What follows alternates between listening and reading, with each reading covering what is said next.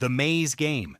In October 2004, the game The Maze appeared online. It is one of the most famous early Flash experiences on the internet, and it starts with something completely harmless. At first, you are simply guiding a small red dot through a narrow maze. There is no music, no story, and nothing unusual happening. The challenge is basic: stay focused and don't touch the walls.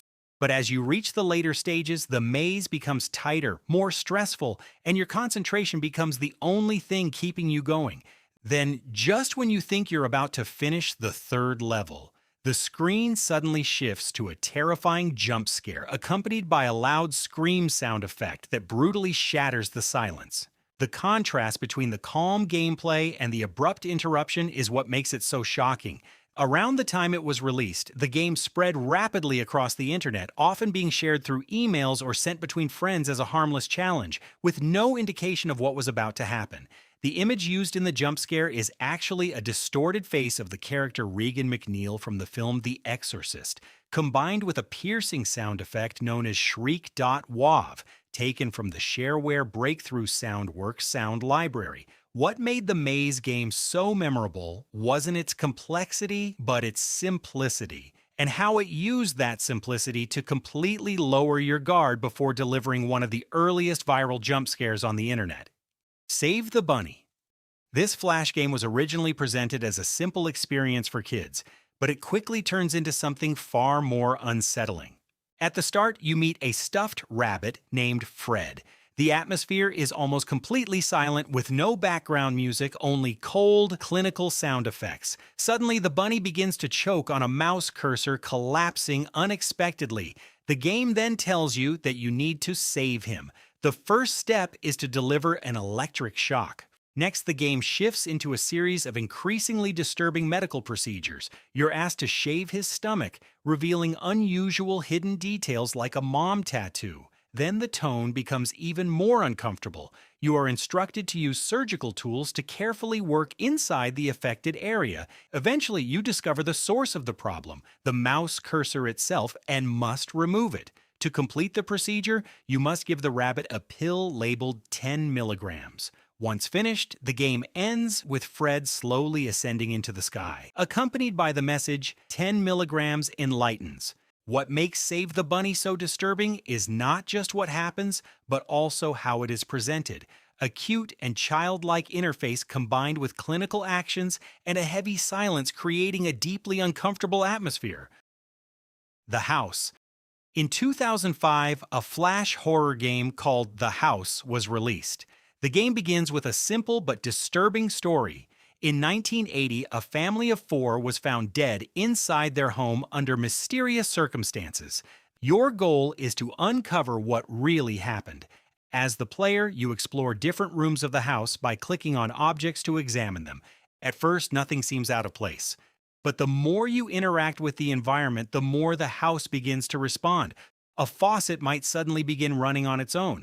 Objects move when you're not expecting it, and sometimes you might catch a ghostly figure running in the background. With each interaction, your character's heartbeat becomes louder and faster, creating a growing sense of tension that never fully goes away. Towards the end of the game, you're hit by a jump scare of a spooky woman's face accompanied by the sound effect of a banshee wailing. The game became widely known online for how easily it could unsettle players, and its success eventually led to a sequel. Even today, it remains one of the clearest examples of how early internet horror didn't need much to be truly disturbing. Where's Waldo? In July 2002, a reimagined version of the famous game Where's Waldo was released as a Flash game online. At the start of the game, everything seems perfectly normal. You're presented with a crowded circus scene filled with colorful characters and lively circus music playing in the background. The objective is simple: find Waldo hidden somewhere in the image. But after about 30 seconds of searching, just as the player becomes fully focused, the game suddenly cuts to an aggressive jump scare, accompanied by a loud scream sound effect that completely interrupts the calm atmosphere. The game builds a false sense of security, encouraging you to lean in closer, only to break that focus in the most abrupt way possible. This Screamer version was widely shared online, often presented as a normal puzzle game, tricking players into experiencing it without any warning. The Screamer's face is Pazuzu in The Exorcist, and the accompanying scream is taken from the video game Mortal Kombat 2.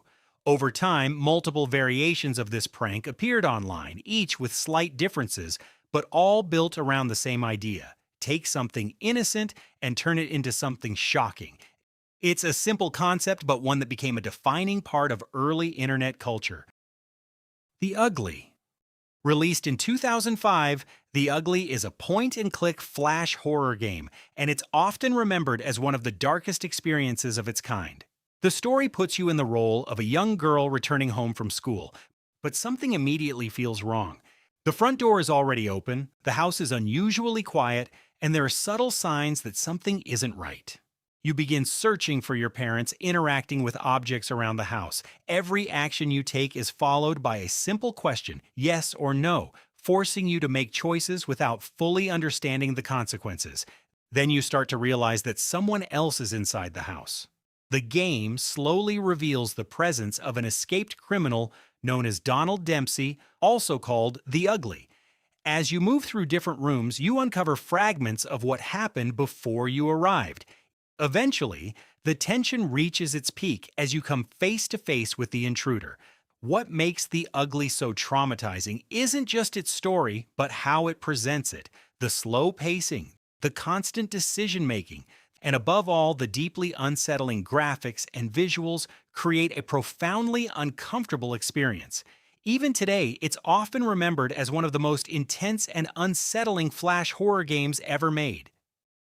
Hotel 626, released in 2008. Hotel 626 isn't your typical flash game.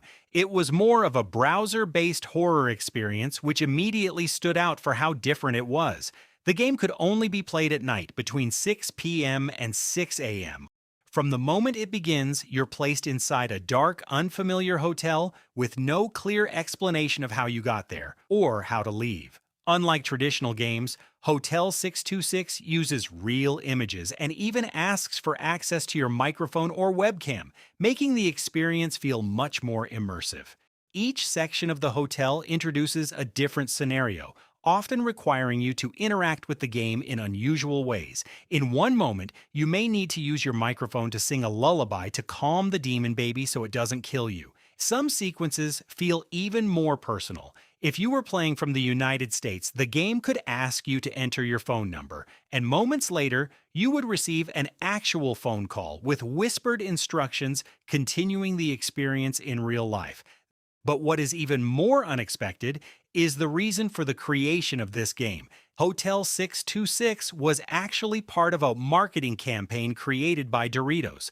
The game was published under a fictional studio called Snack Strong Productions and was released as a Halloween stunt to bring back two discontinued chip flavors, Black Pepper Jack and Smokin' Cheddar BBQ.